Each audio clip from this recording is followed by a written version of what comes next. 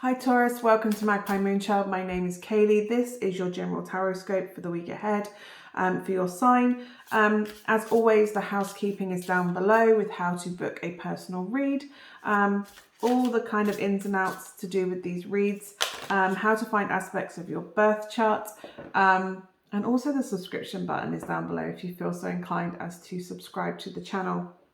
Okay, a card has fallen out whilst I was shuffling for you. Oh, there's two, they're attached to each other. Okay, so we have the 9 and 10 of Wands.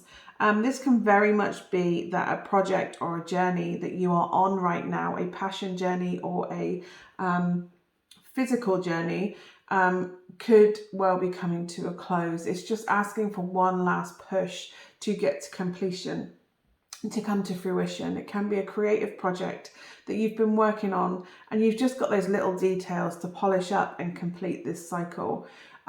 It can also be looking at your workload and seeing and assessing what work you have left to do to finish and complete your list, your to-do list, or to finish the project, and looking at whether they are, because it's with this 10 of Wands, looking at whether you are overloaded, whether there is somebody else that could help you with the work that you have left to do.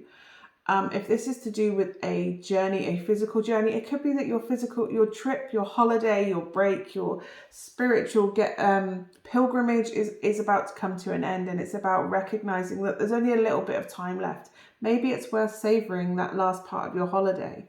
Or it could very well be that you're waiting to go on holiday and there's just a little bit of time left until everything comes into the end of this wait cycle or the end of a journey or a project. With the 10 of Wands, we're always reminded to make sure that we are grounded, to make sure that we are not overloaded, to ensure that we are looking after ourselves physically so that we can follow our instincts and creative passions. The 9 of Wands also talks of sometimes it's about going into battle one last time. And this could well be that you may have to consider possibly a relationship with somebody or a relationship with a job, and looking at whether it feels like a battle every time you go in, every time you communicate with each other. Is it always a battle? Is it one last chance for this relationship? Is it one last chance to see if the job can settle down and stop being so stressful and overwhelming? Whether the passion for that relationship or that job is still in place. Do you still feel as passionate about it as you did when you started out on this journey? And it's not to say that you can lose passion and not rekindle it, but it's about assessing whether you've got to the point where you don't want to try one more time. You don't want to give it one last try. This isn't just you're fed up now. This is an ongoing cycle of feeling uninspired or feeling unheard or constant arguing and battling. There's a difference between a passionate relationship. There's two ways of looking at a passionate relationship.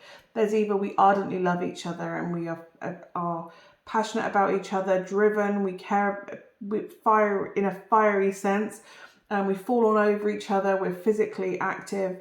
Or there's a passionate relationship where passions raise high and there's a lot of arguing and fighting. Fire can go both ways. It can be burning with gently warming, or it can be full out blasting flames everywhere. So it could well be that maybe there are aspects of the relationship that need cleansing, the air clearing, but it's making sure that you do so with a calm and collected head, that you're not overly passionate and overly fiery when it comes to making these final decisions on whether you walk away from something or not. It's about having a level head. You may fancy the pants off of someone, you may love them passionately, but if the relationship isn't healthy, should you be staying in it?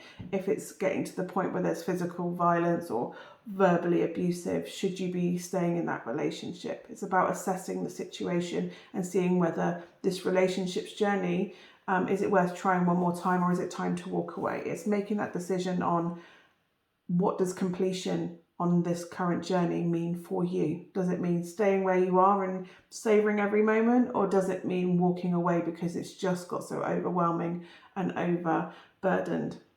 And the best way to do that is to ground yourself and assess the situation. I hope that is of some use to you this week, Taurus, and hopefully I will see you again next week. Bye for now.